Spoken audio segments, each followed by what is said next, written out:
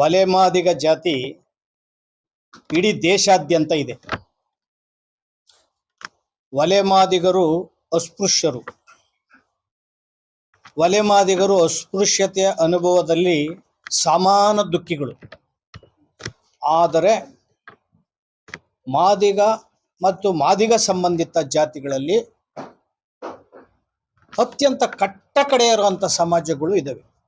ಮೋಚಿಗಳು ಇದ್ದಾವೆ, ಚಪ್ಪಲಿ ಹೊಲಿಯುವಂಥ ಸಮಾಜ ಬೀದಿ ಬದಿಯಲ್ಲಿದ್ದಾರೆ. ಪೌರ ಕಾರ್ಮಿಕರು ಕೈಯಲ್ಲಿ ಗಬ್ಬುಗಳನ್ನು ಎತ್ತುವಂಥ ಸಮಾಜ ಇದೆ. ತಲೆ ಮೇಲೆ ಮಲ ಹೊರುವಂಥ ಸಮಾಜ ಮಾದಿಗ ಸಮಾಜದಲ್ಲಿದೆ. ಜೀತ ಮಾಡುವಂಥ ಸಮಾಜ ಇದೆ. ಇಂಥ ಕಟ್ಟಕಡೆಯ ಸಮಾಜಗಳನ್ನ, ಪರಿಶಿಷ್ಟ ಜಾತಿಯಲ್ಲಿರ್ತಕ್ಕಂಥ ಕಟ್ಟಕಡೆ ಸಮಾಜಗಳನ್ನ ಮೇಲೆತ್ತುವಂಥದ್ದೇ ಬಾಬಾ ಸಾಹೇಬ್ ಅಂಬೇಡ್ಕರ್ ಅವರು ಮತ್ತು ಸಂವಿಧಾನದ ಪರಿಕಲ್ಪನೆ. ಈ ಸಂವಿಧಾನದ ಪರಿಕಲ್ಪನೆ ಮತ್ತು ಬಾಬಾ ಸಾಹೇಬ್ ಅಂಬೇಡ್ಕರ್ ಚಿಂತನೆಯನ್ನ ಯಾರು ವಿರೋಧ ಮಾಡ್ತಾರೋ ಅವರು ಅಂಬೇಡ್ಕರ್ ವಿರೋಧಿಗಳು, ಸಂವಿಧಾನದ ವಿರೋಧಿಗಳಾಗ್ತಾರೆ. ಹಳ್ಳಿಗಳಲ್ಲಿ ವಲೆಮಾದಿಗ ಸಮಾಜಗಳು ಸಾಮರಸ್ಯವಾಗಿದ್ದಾರೆ. ಆದರೆ ವಿಧಾನಸೌಧದಲ್ಲಿ ಮತ್ತು ಉದ್ಯೋಗವನ್ನು ಅರಸಿ ಬಂದಂತಹ ವೈಟ್ ಕಾಲರ್ಸ್ ಏನಿದ್ದಾರೆ, ಇವರು ಇಡೀ ಹಳ್ಳಿಗಳನ್ನ ಬೆಂಕಿಗೆ ಹಾಕ್ತಾ ಇದ್ದಾರೆ. ನಿಮ್ಮ ಹೃದಯಗಳು ವಿಶಾಲ ಆಗಬೇಕು. ಈ ಒಳ ಮೀಸಲಾತಿಯನ್ನ ಅಂಬೇಡ್ಕರ್ ಅವರ ಕಣ್ಣಿನಿಂದ, ಅಂಬೇಡ್ಕರ್ ಹೃದಯದಿಂದ ನೋಡಬೇಕು. ನಿಮಗೆ ದೊಡ್ಡ ಮನಸ್ಸು ಬರಲಿ ಅಂತ ಈ ಸಂದರ್ಭದಲ್ಲಿ ನಾನು ವಿನೀತ ಮನವಿ ಮಾಡ್ತೇನೆ. ದಲಿತ ಚಳವಳಿ ಕಟ್ಟಂತ ಆರಂಭದಿಂದಲೂ ಕೂಡ ವಲೆಮಾದಿಗ ಸಮಾಜದಲ್ಲಿ ಘರ್ಷಣೆ ಇತ್ತು. ಅನೇಕ ಸಾಮರಸ್ಯಗಳನ್ನ ಬೆಸ್ತಿದ್ದೀವಿ. ಆದ್ರೆ ಇದು ಕಡ್ಡಿ ಪ್ರಾಯೋಗ ಮಾಡದಂತವರು ರಾಜಕೀಯ ಅವಕಾಶವಾದಿಗಳು. ಇವತ್ತು 56,432 ಉದ್ಯೋಗಗಳನ್ನ ಒಳ ಮೀಸಲಾತಿ ಇಲ್ದಲೆ ಉದ್ಯೋಗ ತುಂಬೋದಿದೆಯಲ್ಲ, ಇದು ಅವೈಜ್ಞಾನಿಕ, ಸಂವಿಧಾನ ವಿರೋಧಿ ಮತ್ತು ಕಾನೂನು ಬಾಹಿರ ಅನ್ನೋ ಸಂದರ್ಭದನ್ನ ಈಗ ಹೇಳಕ್ ಇಚ್ಛೆ ಪಡ್ತಾ ಇದ್ದೇವೆ. ಇಂಥ ಒಂದು ಕಾನೂನು ಬಾಹಿರದಂತ ಕೆಲಸವನ್ನ ನೇತೃತ್ವ ವಹಿಸಿರುವಂತವ್ರು ಮುಖ್ಯಮಂತ್ರಿ ಸಿದ್ದರಾಮಯ್ಯನವರು.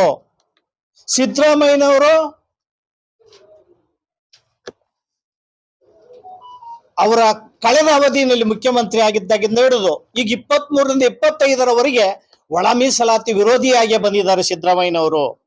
ಇವರು ಒಳ ಮೀಸಲಾತಿ ವರ್ಗೀಕರಣಗಳನ್ನು ಆರಂಭದಿಂದ ಯಾವ ಶಕ್ತಿಗಳು ವಿರೋಧ ಮಾಡ್ತಾ ಇದ್ವು, ಆ ಶಕ್ತಿಗಳ ಪ್ರಭಾವಕ್ಕೆ ಸಿದ್ದರಾಮಯ್ಯನವರು ಮತ್ತು ಅವರ ಸರ್ಕಾರ ಒಳಗಾಗಿದೆ. ಆದ್ದರಿಂದ ಇಡೀ ರಾಜ್ಯದಲ್ಲಿ ಆತಂಕ ಮತ್ತು ಆಘಾತ ಮಾದಿಗ ಮತ್ತು ಮಾದಿಗ ಸಂಬಂಧಿತ ಜಾತಿಗಳಲ್ಲಿ ಉಂಟಾಗಿದೆ. ಯಾಕೆಂದ್ರೆ ಕಳೆದ 35 ವರ್ಷಗಳಿಂದ ಹೋರಾಟವನ್ನ ಮಾಡ್ಕೊಂಡು ಬಂದಿದ್ದಾರೆ. ಹುಬ್ಬಳ್ಳಿ ಸಮಾವೇಶದಲ್ಲಿ 8 ಜನ ತೀರೋದ್ರು. ಅನೇಕರು ಜೀವನವನ್ನ, ಬದುಕನ್ನ ಕಳ್ಕೊಂಡಿದ್ದಾರೆ ಹೋರಾಟವನ್ನ ಮಾಡಿ. ಇವತ್ತು ಕೂಡ ಬೀದಿಲಿ ಹೋರಾಟ ನಡೀತಾ ಇದೆ. ಸಿದ್ದರಾಮಯ್ಯ ಕಣ್ಣಿಂದು ಕೂಡ ಕುರುಡರಾಗಿದ್ದಾರೆ. 5ರಿಂದ 12ಕ್ಕೆ ಸಚಿವ ಸಂಪುಟ ಮುಂದೂಡಿದ್ರು, 12ರಿಂದ 25ಕ್ಕೆ ಸಚಿವ ಸಂಪುಟ ಮುಂದೂಡಿದ್ದಾರೆ. ಈಗಾಗಲೇ 27/2ರಲ್ಲಿ ಸುತ್ತೋಲೆ ಹೊರಡಿಸಿದ್ದಾರೆ. ಹುದ್ದೆ ಇಲ್ದೇನೆ ತುಂಬಬೇಕು ಅಂತ ಹೇಳಿ ಒಳಗೆ ಉದ್ಯೋಗಗಳು ನಡೀತಾ ಇದಾವೆ ಅನೇಕ ವಿಶ್ವವಿದ್ಯಾನಿಲಯದಲ್ಲಿ. ಈಗ ಮೈಸೂರು ವಿಶ್ವವಿದ್ಯಾನಿಲಯ ತಾಂಡ್ರೆ ಬಲಗೈ ಸಮಾಜದಲ್ಲಿ 177 ಜನ ಬೋಧಕರು ಮತ್ತು ಬೋಧಕೇತರರು ಇದ್ದಾರೆ. ಬರೀ 7 ಜನ ಮಾದಿಗ ಸಮಾಜದವರು ಇದ್ದಾರೆ. ಪೌರ ಕಾರ್ಮಿಕರು 2,000 ಚಿಲ್ಲರೆ ಮಾದಿಗ ಸಮಾಜದವರು ಕಸ ಬಾಚ್ತಾ ಇದ್ದಾರೆ.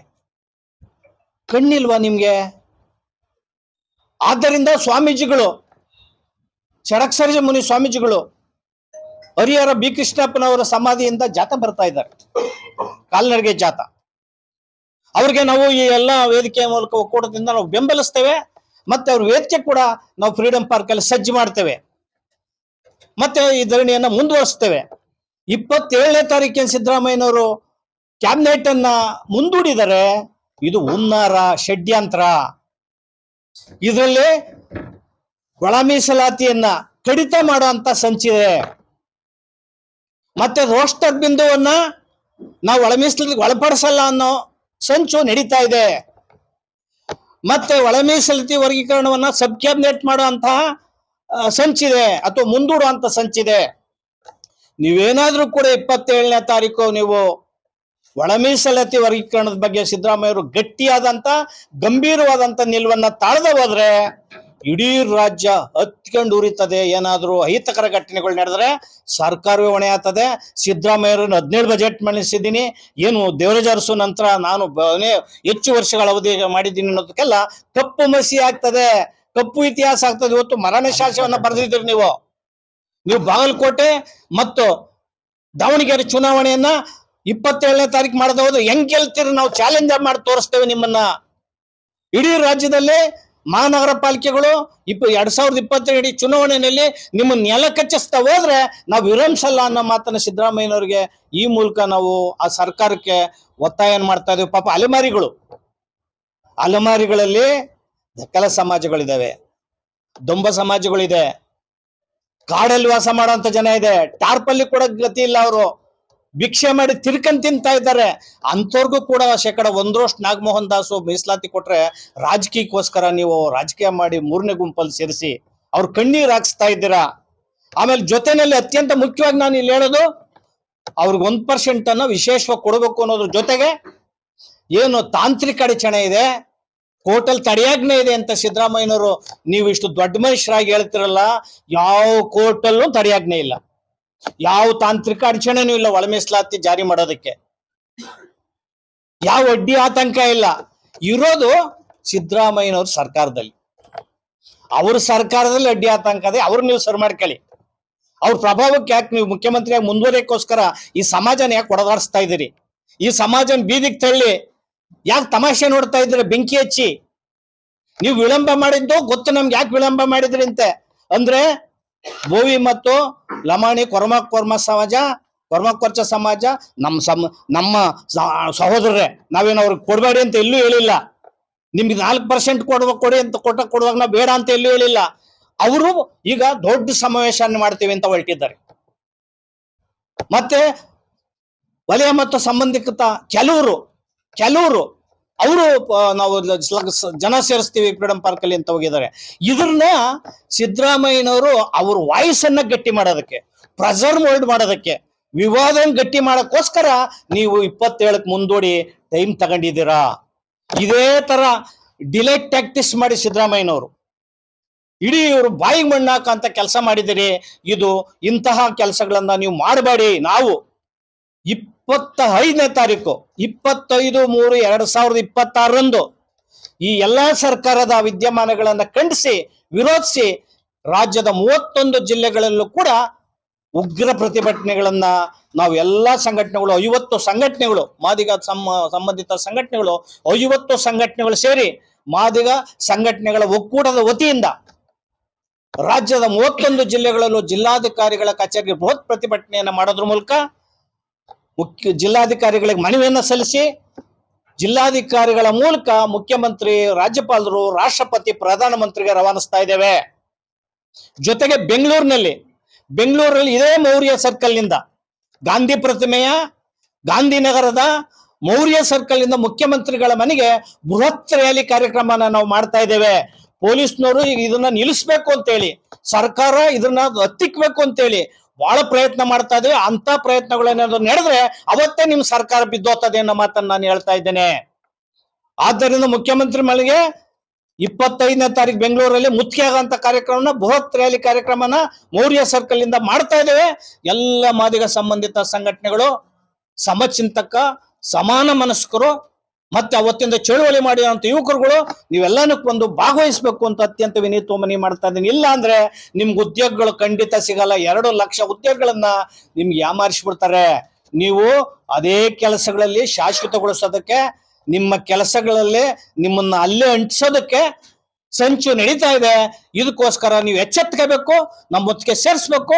ನಾವು ಎಲ್ಲನೂ ಕೂಡ ಎಂತ ತ್ಯಾಗ ಬಲಿದಾನಕ್ಕೂ ಕೂಡ ನಾವು ಸಿದ್ಧರಾಗಿದ್ದೇವೆ, ಭದ್ರಾಗಿದ್ದೇವೆ. ಯಾವ ವ್ಯಕ್ತಿ ಯಾವ ಜಾತಿಯನ್ನು ವಿರೋಧ ಮಾಡೋದಲ್ಲ. ನಾವು ಎಲ್ಲ 101 ಜಾತಿಗೂ ಕೂಡ ಅವರ ಜನಸಂಖ್ಯೆಗೆ ಸಮಾನವಾಗಿ ಮೀಸಲಾತಿ ಹಂಚಿಕೆ ಆಗಬೇಕು ಅನ್ನೋದು ಅಷ್ಟೇ ಒತ್ತಾಯ. ಯಾವ್ರನ್ನ ಬೈಯೋದಲ್ಲ, ನಾವು ಹೊಗಳೋದಲ್ಲ, ಮತ್ತೆ ವಿರೋಧ ಅಲ್ಲ. ಯಾವುದೇ ಪಕ್ಷಕ್ಕೆ, ಯಾವುದೇ ರಾಜಕೀಯ ಪಕ್ಷಕ್ಕೆ ಸೇರಿದವ್ರು ನಾವ್ಯಾರು ಅಲ್ಲ. ನಾವು ಮೀಸಲಾತಿಯ ಹೋರಾಟಗಾರರು ನಮ್ಮ ಮಾತನ್ನ ಈ ಸಂದರ್ಭದಲ್ಲಿ ಹೇಳಿ, ದಯವಿಟ್ಟು ಮಾಧ್ಯಮಗಳು ಅವತ್ತು ನಮಗೆ ಬೆಂಬಲವನ್ನು 25ನೇ ತಾರೀಕು ಕೊಡಬೇಕು ಅಂತ ಅತ್ಯಂತ ವಿನೀತವಾಗಿ ಮನವಿ ಮಾಡ್ಕೊಳ್ತೇನೆ. ನಮಸ್ಕಾರ. ಪತ್ರಿಕಾ ಮಾಧ್ಯಮದವರೇ, ಒಕ್ಕೂಟದ ಎಲ್ಲ ರಾಜ್ಯ ಪದಾಧಿಕಾರಿಗಳೇ, ಇವತ್ತಿನ ಪತ್ರಿಕಾಗೋಷ್ಠಿಯ ಉದ್ದೇಶ 25/3/26ರಂದು ರಾಜ್ಯದ 31 ಜಿಲ್ಲೆಗಳಲ್ಲಿ ಹೋರಾಟ ಮಾಡ್ತಾ ಜಿಲ್ಲಾಧಿಕಾರಿಗಳ ಮುಖಾಂತರ ಮುಖ್ಯಮಂತ್ರಿಗೆ ಮನವಿಗಳನ್ನ ರವಾನಿಸೋದು. ಇನ್ನ ಮುಖಂಡರು ಎಲ್ಲ ಇಲ್ಲಿ ಸೇರಿ ಮೌರ್ಯ ಸರ್ಕಲ್ ಅಲ್ಲಿ ಗಾಂಧಿ ಸ್ಟ್ಯಾಚ್ಯೂಯಿಂದ ಬೃಹತ್ ಸಭೆ ಮಾಡಿ ಮುಖ್ಯಮಂತ್ರಿಗೆ ಒಂದು ಮನವಿ ಕೊಡೋದು ಮುಖ್ಯ ಉದ್ದೇಶ. ಯಾಕೆ ಇದೆಲ್ಲ ಯಾಕೆ ಮಾಡ್ತಾ ಇದ್ದೀವಿ ನಾವು? ಇದರ ಉದ್ದೇಶ ಏನು? ಮಾದಿಗರಿಗೆ ಮೀಸಲಾತಿ ಬೇಕು ಅಂತ ನಾವು ಕೇಳಿಲ್ಲ. ಜನಸಂಖ್ಯಾವಾರು ಮೀಸಲಾತಿ ಕೊಡಿ ಅಂತ ನಾವು ಕೇಳಿದ್ದೀವಿ. ಮಾದಿಗರಿಗೆ ಪ್ರತ್ಯೇಕ ಮೀಸಲಾತಿ ಎಲ್ಲಿ ಕೇಳಿಲ್ಲ. ಇದಕ್ಕೆ ಕಾರಣಗಳಿಷ್ಟೇ. ಅವನೂರು ವರದಿ ಹೇಳ್ತಾ ಇತ್ತು, ನಮ್ಮ ಜನಸಂಖ್ಯೆ ಗೊತ್ತಿರಲಿಲ್ಲ, ನಾವು ಸೆನ್ಸಸ್ ಮಾಡಲಿಲ್ಲ. ಯಾವುದೇ ಮಾದಿಗರು ಯಾವುದೇ ಕರ್ನಾಟಕ ಸೆನ್ಸಸ್ ಆಗಿರಲಿಲ್ಲ. 1931 ಸೆನ್ಸಸ್ ಪ್ರಕಾರ ಅವನೂರು ಅವರು ಸರ್ಕಾರಕ್ಕೆ 76 ಒಂದು ವರದಿ ಕೊಡ್ತಾರೆ. ಅದು 71ರ ಸೆನ್ಸಸ್ಸು ಮತ್ತು 31ರ ಜನಗಣತಿ ಆಧಾರದ ಮೇಲೆ ಮಾದಿಗ ಮತ್ತು ಅಲೈಡ್ ಕಮ್ಯುನಿಟೀಸು ಉಪಜಾತಿಗಳು ಸೇರಿ 57.3% ಇದ್ದಾರೆ. ಎಸ್ಸಿನಲ್ಲಿ 26% ವಲಯ ಮತ್ತು ಉಪಜಾತಿಗಳು, 14.3 ಟಚಬಲ್ ಎಸ್ ಅಂದರೆ ಬೋಯು ಕೊರ್ಸಲ್ ಮಾಡಿದ್ದಾರೆ ಅಂತ ಹೇಳಿದ್ರು. ಆ ಆಧಾರದ ಮೇಲೆ ನಾವು ನೋಡಿದಾಗ ಉದ್ಯೋಗಗಳಲ್ಲಿ ನಾವು ಮಾದಿಗರು ಆ ಪ್ರಕಾರ 57% ನೋಡಿದ್ರೆ ನಮ್ಗೆ 9% ಸಿಗ್ಬೇಕಾಗಿತ್ತು ಎಸ್ ಸಿ ಮೀಸಲಾತಿಯಲ್ಲಿ.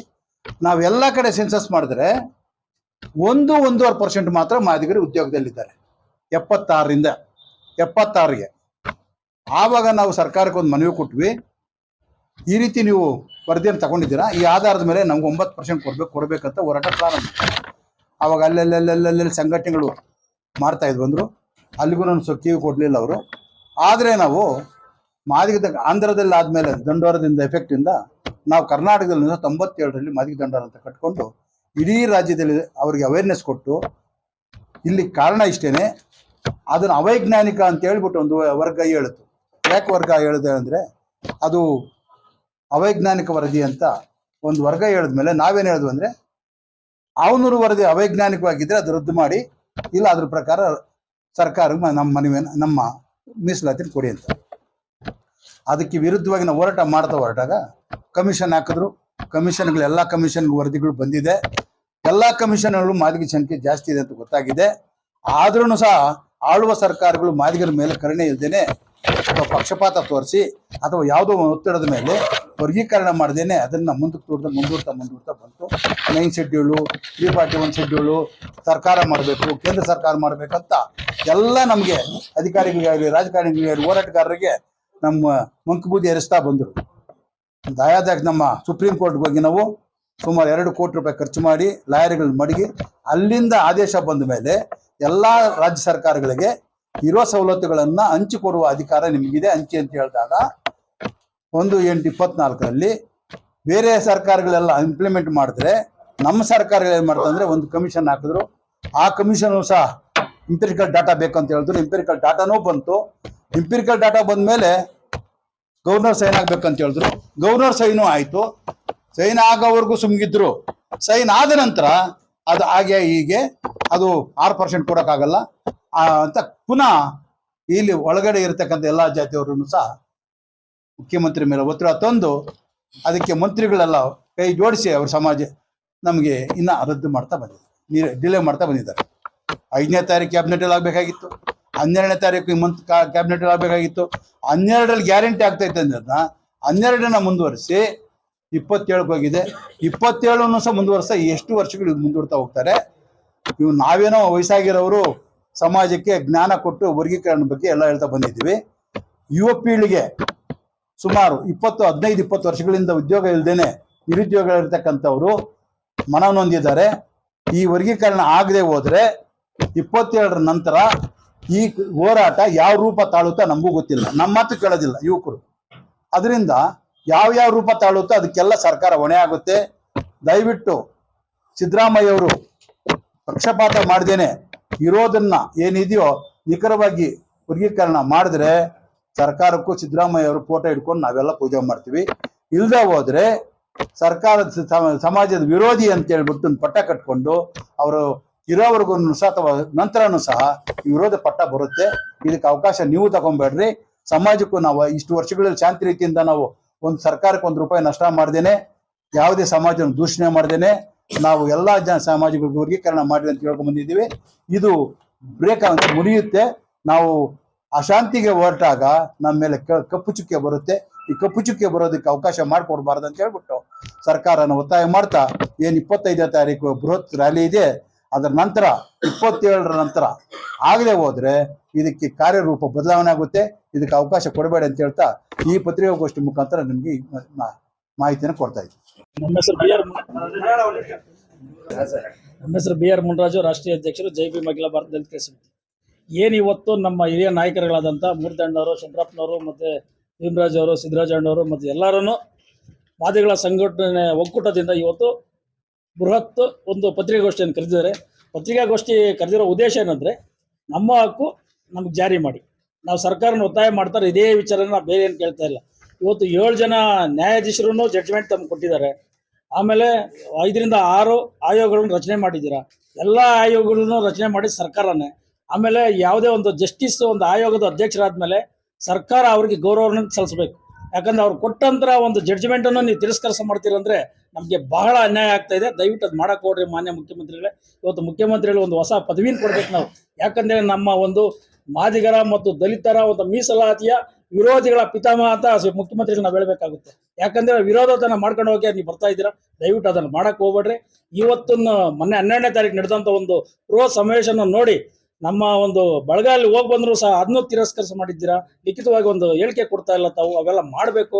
ಈಗ ನಮ್ಮ ಮೂರ್ತಿಯಣ್ಣವರು ಇದರ ವಿಚಾರದಲ್ಲಿ ಸ್ವಲ್ಪ ಮುಂದಾಳತ್ವವನ್ನು ವಹಿಸ್ಕೊಂಡು ನಮ್ಮ ಮಾದಿಗ ಸಮುದಾಯಕ್ಕೆ ಒಂದು ನೇಮಕಾತಿಗಳು ಮಾಡಬೇಕಾದ್ರೆ ಒಳ ಮೀಸಲಾತಿ ಜಾರಿ ಮಾಡಿ ನಂತರ ನೀವು ನೇಮಕಾತಿಗಳು ಮಾಡಿ ಅಂತ ಒಂದು ನಮ್ಮ ಒತ್ತಾಯ ಆಗಿರ್ತದೆ. ಈ ಒಂದು ವಿಚಾರದಲ್ಲಿ ನಾವು 25ನೇ ತಾರೀಕು ಏನು ಇವತ್ತು ನಮ್ಮ ಹಿರಿಯ ನಾಯಕರುಗಳಲ್ಲಿ ಹೇಳಿದಾರೋ, ಮುಖ್ಯಮಂತ್ರಿಗಳ ಮನೆಗೆ ಮುತ್ತಿಗೆ ಹಾಕೋ ಅಂತ ರೀತಿಯಲ್ಲಿ 100% ಮಾಡೇ ಮಾಡ್ತೀವಿ. ನಾವು ಇದುವರೆಗೂ ನಾವು ಯಾರನ್ನು ತಿರಸ್ಕರಿಸ ಮಾಡಲ್ಲ, ಏನಿದು ಮಾಡಲ್ಲ. ನಮ್ಮ ನ್ಯಾಯ ಕೊಡಿ ಸ್ವಾಮಿ ಅಂತೇಳಿ ಮೌರ್ಯ ಸರ್ಕಲಿಂದ ಮುಖ್ಯಮಂತ್ರಿ ಮನೆಗೆ ಏನು ಹೋರಾಟ ಹಮ್ಮಿಕೊಂಡಿದ್ಯಾ, ಈ ಹೋರಾಟ ಯಶಸ್ವಿಯಾಗಲಿ. ಈ ವಿಚಾರನ ಪತ್ರಿಕಾಗೋಷ್ಠಿ ಮುಖಾಂತರ ತಾವುಗಳು ವಿಚಾರನ ಪ್ರಚಾರ ಮಾಡಿ ನಮ್ಗೆ ನ್ಯಾಯ ಸಿಗಲಿ ಅಂತೇಳಿ ನನ್ನ ಮಾತು ವಿರಾಮ ಹೇಳ್ತಾ ಇದ್ದೀನಿ. ಜೈ ಭೀಮ್, ಜೈ ಭಾರತ್, ಜೈ ಮಾದಿಗ, ಜೈ ಜೈ ಮಾದಿಗ. ನಾನು ಡಾಕ್ಟರ್ ಭೀಮರಾಜ್ ಅಂತ, ವಿಶ್ವ ಆದಿಜಾಂಬ ಮಹಾಸಭಾ ರಾಜ್ಯಾಧ್ಯಕ್ಷರು. ಈಗ ಏನು ಎಲ್ಲರೂ ಅದೇ ಹೇಳ್ತಾ ಇದ್ದಾರೆ, ಯಾಕಂದ್ರೆ ರಿಪೀಟ್ ಆಗೋದು ಬೇಡ. ಈಗ ಏನು 35 ವರ್ಷಗಳಿಂದ ನಾವು ಒಳ ಮೀಸಲಾತಿಗೆ ಹೋರಾಟ ಮಾಡ್ಕೊಂಡು ಬಂದಿದ್ದೀವಿ. ಆ ಹೋರಾಟಗಳು ಯಾವುದೇ ಸರ್ಕಾರ ಪರಿಗಣನೆ ತಗೊಳ್ಳಿದ ಸಂದರ್ಭದಲ್ಲಿ ಸರ್ವೋಚ್ಚ ನ್ಯಾಯಾಲಯ ಗಮನಿಸಿ ಇವ್ರಿಗೆ ಅನ್ಯಾಯ ಆಗಿದೆ, ಇವರಿಗೆ ಅನುಕೂಲ ಮಾಡಬೇಕು ಅಂತಕ್ಕಂಥ ಒಂದೇ ನಿರ್ಧಾರ ತಗೊಂಡು ಸರ್ವೋಚ್ಚ ನ್ಯಾಯಾಲಯ ಆದೇಶ ಮಾಡಿದೆ. ಸರ್ವೋಚ್ಚ ನ್ಯಾಯಾಲಯ ಆದೇಶದಂತೆ ನಾವು 2 ವರ್ಷಗಳಿಂದ ಒತ್ತಾಯ ಮಾಡಿದ್ರು ಕೂಡ ಅವರು ಸರ್ಕಾರ ಗಮನ ತಗೊಳ್ತಾ ಇಲ್ಲ. ನಾವು ಎಷ್ಟು ಸುಮಾರು ಹಕ್ಕೊತ್ತಾಯಗಳು ಮಾಡ್ಕೊಂಡು ಬಂದರೂ ಕೂಡ ಸರ್ಕಾರದ ಗಮನಕ್ಕೆ ಬರ್ತಾ ಇಲ್ಲ, ಅವ್ರು ತಗೊಳ್ತಾನೆ ಇಲ್ಲ. ಸರ್ಕಾರಕ್ಕೆ ಏನಾಗಿದೆ ಅಂದ್ರೆ ಅವ್ರಿಗೆ ಕಣ್ಣು ಕಾಣ್ತಾ ಇಲ್ವೋ ಅಥವಾ ಕಿವಿ ಕೇಳಿಸ್ತಾ ಇಲ್ವೋ ಗೊತ್ತಾಗಿಲ್ಲ. ಅಷ್ಟು ಹೋರಾಟ ಮಾಡ್ಕೊಂಡು ಬರ್ತಾ ಇದೀವಿ, ಅವ್ರಿಗೆ ಕಿವಿನೂ ಕೇಳಿಸ್ತಾ ಇಲ್ಲ, ಕಣ್ಣು ಕಾಣಿಸ್ತಾ ಇಲ್ಲ. ಹಿಂಗಾಗಿದೆ ಸರ್ಕಾರ. ನಾವೇನು 35 ವರ್ಷಗಳ ಹೋರಾಟ ಏನು ಸುಪ್ರೀಂ ಕೋರ್ಟ್ ಆದೇಶ ಮಾಡಿದೆ, ಆದೇಶದಂತೆ ನಾವು ಯಾರಿಗೂ ನಾವು ತಿರಸ್ಕಾರ ಮಾಡಲ್ಲ. ನಮಗೆ ಸರ್ಕಾರ ಮೇನು. ಸರ್ಕಾರ ಏನು ಮಾಡಬೇಕು, ಈ ಒಳ ಮೀಸಲಾತಿ ಜಾರಿ ಮಾಡ್ಬೇಕಾದ್ರೆ ಏನು 56,432 ಸೀಟ್ ಏನು ತಗೊಳ್ತಾ ಇದೀವಿ, ಅದರಲ್ಲಿ ಒಳ ಮೀಸಲಾತಿ ಅನ್ವಯ ಮಾಡಿ ನೀವು ಅದನ್ನು ತುಂಬಬೇಕು. ಇಲ್ಲ ಅಂತಂದ್ರೆ ಏನು 27/2/26ರಲ್ಲಿ ಏನು ಸರ್ಕ್ಯುಲರ್ ಹೊರಟಿದೆ ಅದನ್ನ ಇಮ್ಮಿಡಿಯೇಟ್ ಆಗಿ ಸ್ಟಾಪ್ ಮಾಡ್ಬೇಕು. ಇದೇ ನಮ್ಮ ಒತ್ತಾಯ. ಅದನ್ನ ಸ್ಟಾಪ್ ಮಾಡಬೇಕು. ಮತ್ತೆ ಒಳ ಮೀಸಲಾತಿ ಅನ್ವಯ ಮಾಡಿಕೊಂಡು 56,000 ಹುದ್ದೆಗಳು ತುಂಬಬೇಕು ಅಂತ ನಮ್ಮ ಒತ್ತಾಯ. ಇದು ಮಾಡದೇ ಇದ್ದ ಪಕ್ಷದಲ್ಲಿ ನಾವೇನು 12ನೇ ತಾರೀಕು ಪ್ರತಿಭಟನೆ ಮಾಡಿ, ಬೃಹತ್ತಾಕಾರದ ಪ್ರತಿಭಟನೆ ಮಾಡಿ ಏನು ಮುಖ್ಯಮಂತ್ರಿಗಳಿಗೆ ಮನವಿ ಸಲ್ಲಿಸಬೇಕು ಅಂತ ಮಾಡಿದ್ವಿ. ಆದ್ರೂ ಕೂಡ ಅವರು ಏನು ರೇಟಿಂಗ್ ಅಲ್ಲಿ ಕೊಟ್ಟಿಲ್ಲ ನಮ್ಗೆ ಇನ್ನೂವರೆಗೆ. ಅದರಿಂದ 27ನೇ ತಾರೀಕು ನಾವು ಮಾಡೇ ಮಾಡ್ತೀವಿ ಅಂತ 4 ಜನ ಮಂತ್ರಿಗಳು ಬಂದು ಆಶ್ವಾಸನೆ ಕೊಟ್ಟು ಹೋಗಿದ್ದಾರೆ ಅಷ್ಟೇ, ರೇಟಿಂಗ್ ಅಲ್ಲಿ ಕೊಟ್ಟಿಲ್ಲ. ಆ ಆಶ್ವಾಸನೆ ಮೇರೆಗೆ ನಿಮ್ದೇನು ಸರ್ಕಾರದ ಪರವಾಗಿ ಬಂದಿದ್ದ 4 ಜನ ಮಂತ್ರಿಗಳು ಏನು ಆಶ್ವಾಸನೆ ಕೊಟ್ಟಿದ್ರಿ, ಅದನ್ನ 27ನೇ ತಾರೀಕು ನೀವು ಮಾಡದೇ ಇದ್ದ ಪಕ್ಷದಲ್ಲಿ ನಾವು ಇನ್ನು ಮುಂದೆ ಏನು ಶಾಂತಿಯುತವಾಗಿ ಕಾನೂನು ಪ್ರಕಾರ ಏನು ಮಾಡ್ಕೊಂಡ್ ಬರ್ತಾ ಇದ್ವಿ ಪ್ರತಿಭಟನೆಗಳು, ಇದು ವಿಭಿನ್ನವಾಗಿ ಮಾಡಬೇಕಾಗುತ್ತೆ 27 ಆದ ನಂತರ. ಅದಕ್ಕೆಲ್ಲ ಸರ್ಕಾರ ಬದ್ಧ ಆಗ್ಬೇಕಾಗುತ್ತೆ. ಏನಾದರೂ ಅಹಿತಕರ ಘಟನೆಗಳಾದಾಗ, ಏನಾದರೂ ಲಾಸ್ ಆದಾಗ ಸರ್ಕಾರ ಜವಾಬ್ದಾರಿ ತಗೊಳ್ಬೇಕಾಗುತ್ತೆ. ಇದು ಸರ್ಕಾರನೇ ಅದಕ್ಕೆ ಹೊಣೆ ಆಗ್ಬೇಕಾಗುತ್ತೆ. ಅದರಿಂದ 27ನೇ ತಾರೀಕು ಮಾಡಲೇಬೇಕು. ಆ ಒಂದು ಒತ್ತಾಯ 25ನೇ ತಾರೀಕು ನಾವು ಎಲ್ಲಾ ಜಿಲ್ಲೆಗಳಲ್ಲೂ ಕೂಡ ಜಿಲ್ಲಾಧಿಕಾರಿಗಳಿಗೆ ನಮ್ಮ ಮನವಿ ಕೊಟ್ಟು ಪ್ರತಿಭಟನೆ ಮಾಡಿ ಬೆಂಗಳೂರಿನಲ್ಲಿ ಮೌರ್ಯ ಸರ್ಕಲ್ ಇಂದ ಮುಖ್ಯಮಂತ್ರಿ ಮನೆಗೆ ಮುತ್ತಿಗೆ ಹಾಕುವಂತ ಕೆಲಸ ಇಟ್ಕೊಂಡಿದ್ದೀವಿ. ಅದಕ್ಕೆ ದಯಮಾಡಿ ತಾವು ಸಹಕಾರ ಮಾಡಿ, ನೀವು ಪತ್ರಿಕೆಯವರು ಎಲ್ಲ ನಮ್ಮ ಸಮುದಾಯಕ್ಕೆ ಒಂದು ಮನವಿ ಮಾಡ್ಕೊಳ್ತಾ ಇದೀವಿ. ಆ ಮನವಿ ನಾವೆಲ್ಲ ಪ್ರಚಾರ ಮಾಡಬೇಕು ಅಂತ ಕೇಳ್ಕೊಳ್ತಾ ಇದ್ದೀವಿ. ನಾನು ಜಂಬುದೀಪ ಸಿದ್ದರಾಜು, ಕರ್ನಾಟಕ ರಾಜ್ಯ ಆದಿವಾಸಿ ಸಮುದಾಯ ಕಾರ್ಯಾಧ್ಯಕ್ಷ. ಬಂಧುಗಳ, ಈಗ ನಮ್ಮ ಸಂಘಟನೆಯಿಂದ 1992 ಕೂಡ ನಿರಂತರವಾಗಿ ಏನು ಈ 101 ಸಬ್ ಕ್ಯಾಸ್ಟ್ ಇದಾವೆ, ಶೆಡ್ಯೂಲ್ ಕಾಸ್ಟಲ್ಲಿ, ಅಲ್ಲಿ ಬಹಳ ಕೆಳ ಅಂತರದಲ್ಲಿರುವಂಥ, ಕೆಳಮಟ್ಟದಲ್ಲಿರುವಂಥ ಮಾದಿಗ ಸಮುದಾಯಕ್ಕೆ ಜನಸಂಖ್ಯೆ ಆಧಾರದ ಮೇಲೆ ನಮಗೆ ಮೀಸಲಾತಿ ಕೊಡಬೇಕು ಅನ್ನುವಂಥ ಒತ್ತಾಯವನ್ನು ಮಾಡ್ತಾ ಬಂದಿದ್ದೀವಿ. ಇದರ ಅನ್ವಯ ನಮ್ಮ ಪರವಾಗಿ 2024 ಆಗಸ್ಟ್ 1ನೇ ತಾರೀಕು ಏನು ಸುಪ್ರೀಂ ಕೋರ್ಟ್ 7 ಜಡ್ಜಸ್ ಬೆಂಚು ತೀರ್ಪು ನಮ್ಮ ಪರವಾಗಿ ನೀಡಿತ್ತು. ಅದರ ಅನ್ವಯ ಈ ರಾಜ್ಯ ಸರ್ಕಾರ ಕಳೆದ ವರ್ಷ ಅಂದರೆ ಆಗಸ್ಟು 25ನೇ ಇಸ್ವಿ 19ನೇ ತಾರೀಕು ಕ್ಯಾಬಿನೆಟ್ಟಲ್ಲಿ ಇದನ್ನು ಅನುಷ್ಠಾನ ಮಾಡ್ತೀವಿ ಅಂತ ಒಪ್ಕೊಂಡಿದ್ದಾವೆ. ಸೊ ಅದನ್ನು ಸದನದಲ್ಲಿ, 2 ಸದನದಲ್ಲಿ, ಮೇಲ್ಮನೆ ಮತ್ತು ಕೆಳಮನೆ 2 ಸದನದಲ್ಲಿ ಒಪ್ಪಿಗೆ ಕೊಟ್ಟಿದ್ದಾರೆ. ಅದಕ್ಕೆ ಗವರ್ನರ್ ಕೂಡ ಅಂಕಿತ ಹಾಕಿದ್ದಾರೆ. ಇಷ್ಟಾದರೂ ಕೂಡ ಈಗ ಇತ್ತೀಚೆಗೆ ಏನು 56,432 ಹುದ್ದೆಗಳನ್ನ ಫಿಲಪ್ ಮಾಡಬೇಕು ಅನ್ನುವಂಥ ಒಂದು ನಿರ್ಧಾರವನ್ನು ಸರ್ಕಾರ ತಗೊಂಡಿದೆ. ಅದರಲ್ಲಿ ಈಗ ಒಳ ಮೀಸಲಾತಿ ಅನ್ವಯ ಮಾಡಬೇಕು ಅನ್ನೋದು ನಮ್ಮ ಒತ್ತಾಯ. ಯಾವುದೇ ಕಾರಣಕ್ಕೂ ಮೊದಲು ಇದ್ದಂಗೆ ಕೆಲವು 2022ನೇ ಇಸ್ವಿನಲ್ಲಿ ಇದ್ದಂಥ ಆದೇಶ ಪ್ರಕಾರ ಫಿಲಪ್ ಮಾಡ್ತೀವಿ ಅಂತ ಹೇಳ್ತಾ ಇದ್ದಾರೆ. ಅದನ್ನ ನಾವು ಧಿಕ್ಕರಿಸ್ತಾ ಇದೀವಿ. ಅದರಿಂದ ನಮಗೆ ನ್ಯಾಯ ಸಿಗೋದಿಲ್ಲ, ಮತ್ತೆ ಅನ್ಯಾಯ ಆಗುತ್ತೆ. ಅದರಿಂದ ಈ ಏನು 56,432 ಹುದ್ದೆಗಳು ಫಿಲಪ್ ಮಾಡ್ತಾರೆ, ಅದರಲ್ಲಿ ಒಳ ಮೀಸಲಾತಿಯನ್ನು ಅನ್ವಯ ಮಾಡಲೇಬೇಕು. ಸೊ ಅದರಲ್ಲಿ ನಮಗೆ ಸೇರ್ಬೇಕಂತ ನೀವೇನಾದ್ರೂ 50% ಮಿತಿ ಒಳಗಡೆ ಮಾಡಿದರೆ ನಮಗೆ 5.5% ಕೊಟ್ಬಿಡಿ. ಕೆಲವರೆಲ್ಲ ಬೇಡ ಅಂತ ಹೇಳ್ತಿದ್ದಾರೆ. ಯಾರು ಬೇಡ ಅಂತಿದ್ದಾರೆ? ಅಲ್ಲ, 6% 17ಕ್ಕೆ ಅದು 17ಕ್ಕೆ 6% ಬರುತ್ತೆ.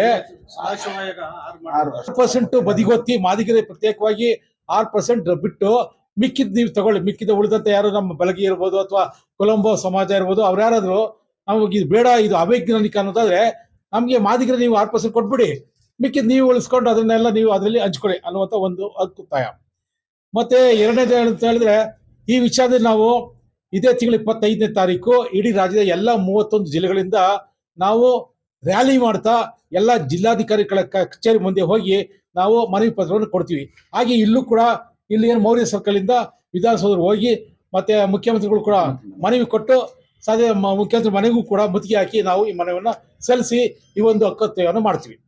ನಾನು ದಲಿತ ಸಂಘರ್ಷ ಸೇನೆಯ ಅಧ್ಯಕ್ಷನಾಗಿ ಈ ಪತ್ರಿಕಾಗೋಷ್ಠಿಯಲ್ಲಿ ತಿಳಿಸೋ ವಿಚಾರ ಏನಂದ್ರೆ, ಏನು ಈ ಹಿಂದೆ ಕ್ಯಾಬಿನೆಟ್ ಅಲ್ಲಿ 56,432 ಹುದ್ದೆಗಳನ್ನ ಪರಿಶಿಷ್ಟ ಜಾತಿಯಲ್ಲಿ ಇರ್ತಕ್ಕಂಥವ್ರಿಗೆ ಮಾಡಬೇಕು, ನೇಮಕಾತಿ ಮಾಡಬೇಕು ಅಂತ ಹೇಳ್ತಾ ಇದ್ರು. ಆದ್ರೆ ಅದರಲ್ಲಿ ಪ್ರವರ್ಗ ಎ ಮಾದಿಗ ಸಂಬಂಧಿತ ಜಾತಿಗಳಿಗೆ 6% ನಿಗದಿ ಮಾಡಿ ಅವರು ಹಂಚಿಕೆ ಮಾಡಲಿ ಅನ್ನೋದು ಅಷ್ಟೇ ನಮ್ಮ ಉದ್ದೇಶ ಆಗಿರುತ್ತೆ. ಈ ಹಿಂದೆ ನೀವು ನೋಡಿದ ಹಾಗೆ ನ್ಯಾಯಮೂರ್ತಿ ಎ ಜೆ ಸದಾಶಿವ ಆಯೋಗ ಸ್ಥಾಪನೆ ಮಾಡಿದ್ದು ಗೌರ್ಮೆಂಟೇ, ಕಾಂತರಾಜು ವರದಿ ಅದು ಕೂಡ ರಚನೆ ಮಾಡಿದ್ದು ಗೌರ್ಮೆಂಟೇ, 2011 ಜನಗಣತಿ ಅದನ್ನ ಮಾಡಿದ್ದು ಅವರೇನೆ, ಮಾಧುಸ್ವಾಮಿ ಉಪಸಮಿತಿ ವರದಿ ಅದು ಕೂಡ ಅವರೇ ಮಾಡಿದ್ರು. ಈಗ ನ್ಯಾಯಮೂರ್ತಿ ನಾಗಮೋಹನ್ ದಾಸ್ ಸಮಿತಿ ಇದನ್ನು ಕೂಡ ಗೌರ್ಮೆಂಟೇ ಮಾಡಿದೆ. ಆದ್ರೂ ಎಲ್ಲ ವರದಿಗಳು ಸರಿ ಇಲ್ಲ ಅಂತೇಳಿ ಕೆಲವು ಅತಿ ಹೆಚ್ಚು ಲಾಭ ಪಡೆದಿರ್ತಕ್ಕಂಥವ್ರು ಎಲ್ಲ ಒಂದು ಕಡೆ ಈ ಒಳ ಮೀಸಲಾತಿನ ವಿರೋಧ ಮಾಡ್ತಾ ಇದ್ದಾರೆ. ಸೊ ಅದರಿಂದ ನಮ್ಮ ಬೇಡಿಕೆ ಏನಂದ್ರೆ, ಪ್ರಮುಖವಾಗಿ ನಾವು ಇದುವರೆಗೂ ಕೂಡ ಸಾಮಾಜಿಕವಾಗಿ, ಶೈಕ್ಷಣಿಕವಾಗಿ, ಆರ್ಥಿಕವಾಗಿ ನಾವು ಸಾಕಷ್ಟು ಹಿಂದುಳಿದಿದ್ದೇವೆ. ಸೊ ನಮ್ದು ರಿಸರ್ವೇಶನ್ ಏನಿದೆ 6%, ಆ 6% ಆಕ್ಚುಲಿ ಕೊಟ್ಟು ಇನ್ನು ಉಳಿದಂತ ಮೀಸಲಾತಿನ ಎಲ್ಲರೂ ಕೂಡ ಏನ್ BCD ವರ್ಗದವ್ರು ಇದ್ದಾರೆ ಎಲ್ಲರೂ ಕೂಡ ಸಮನಾಗಿ ಹಂಚ್ಕೊಂಡು ಅವರು ಸುಖವಾಗಿರ್ಲಿ ಅಂತೇಳಿ ಈ ಸಂದರ್ಭದಲ್ಲಿ ನಾನು ಹೇಳ್ತಾ ಇದ್ದೇನೆ.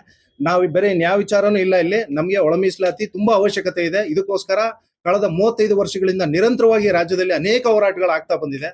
ಸೊ ಇದನ್ನ ದಯಮಾಡಿ ಸರ್ಕಾರ ಗಣನೀಯವಾಗಿ ತಗೊಂಡು, ಇದು ಯಾವುದೇ ರೀತಿ ವಿಕೋಪಕ್ಕೆ ಹೋಗದೆ ಇರೋ ರೀತಿ ಎಲ್ಲ ಸಮುದಾಯಗಳನ್ನ ಗಣನೆಗೆ ತಗೊಂಡು 27ನೇ ತಾರೀಕು ನೀವೇನು ಕ್ಯಾಬಿನೆಟ್ ಅಲ್ಲಿ ಏನ್ ಮಂಡಿಸ್ಬೇಕು ಅಂತ ಇದ್ದೀರಾ, ಸೊ ದಯವಿಟ್ಟು ನಮ್ಮ ಒಳ ಮೀಸಲಾತಿ ಹಕ್ಕನ್ನ ನಮಗೆ ಕೊಡಬೇಕು ಅಂತೇಳಿ ಈ ಒಂದು ಪತ್ರಿಕಾಗೋಷ್ಠಿ ಮೂಲಕ ನಾನು ಒತ್ತಾಯ ಮಾಡ್ತಾ ಇದ್ದೇನೆ. ಹಾಗೆ ಮಾದಿಗ ಸಂಘಟನೆಗಳ ಒಕ್ಕೂಟದ ಅಧ್ಯಕ್ಷರಾದಂತ ಎನ್ ಮೂರ್ತಿಯವರು ಆಯೋಜನೆ ಮಾಡಿದಂತ ಈ ಒಂದು ಶಂಕರಪ್ಪ ಅವರು ಆಯೋಜನೆ ಮಾಡಿದ್ದಾರೆ.